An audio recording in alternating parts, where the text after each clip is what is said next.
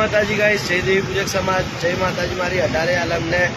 આજે યાર આપણી કોઠાની ધજા નજીક આવી ગઈ છે, તો સર્વ દેવી પૂજક સમાજને ભાવભર્યું આમંત્રણ છે। પણ એક વાત સાંભળી લો યાર કે ધજા તો આવી ગયો, તો આપણે નાચતા ગાતા ચાલતા વાગતા ગાતા માતાજીના મંદિરે જતા રહીશું।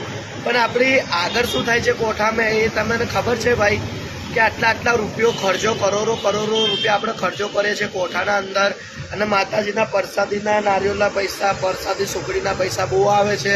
તો સમાજને હાથ જોડીને વિનંતી કરું છું કે તમે લોકો આ ન્યાય ઇન્સાફ કમ નથી લાવતો કે ધજાના અંદર માતાજીની કશું સેવા નથી રાખતા એ લોકો, અને માતાજીના મંદિર પાસે નકરા નારિયેળના પાણી આપણા બૈરામના પગમાં આવે છે, નારિયેળનું પગમાં આવે છે, અને આપણે આટલી સારી ધજાઓ, આટલો કરોડો રૂપિયાની ધજાઓ બનાવીને મંદિરે લઈ જઈએ છીએ। તે ધજા આપણી તઈ ઘણી કચરામાં પડી રહે છે, ઉપર ધાબાના ઉપર તઈ ઘણી જેમ તેમ ધજાઓ પડી રહે છે। તો હાથ જોડીને વિનંતી કરું કે પહેલાં આનો સંરક્ષણ લાવો, આનો ન્યાય લાવો, આનો ઇન્સાફ લાવો કે આપણી ધજાઓ લઈ જતા શું થશે ને આપણી ધજાઓ કઈ પડી રહેશે। તો હાથ જોડીને વિનંતી કરું કે ધજા તમારે તઈ ઘણી મેળવીને ચરાવી માતાજીને, બાકી તઈ ઘણી મોટી એ આપેલી છે દિવાલ, એના પર ધજા ચરાવી દેજો।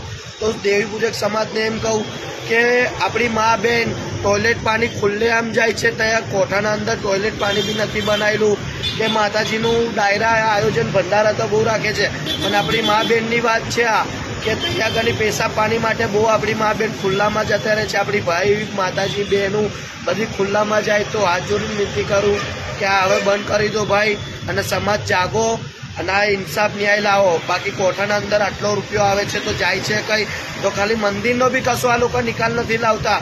તો હાથ જોડીને વિનંતી કરવા માગું કે આ પહેલાં અમારી સમાજને કરી આપો ભાઈ, આટલો પૈસો આવે છે, નારિયેળ સુખડીના પૈસા આવે છે, તો બધું પાણીને તું બહેતું જાય છે બહાર રસ્તા પર, ચપ્પલ ઉપર।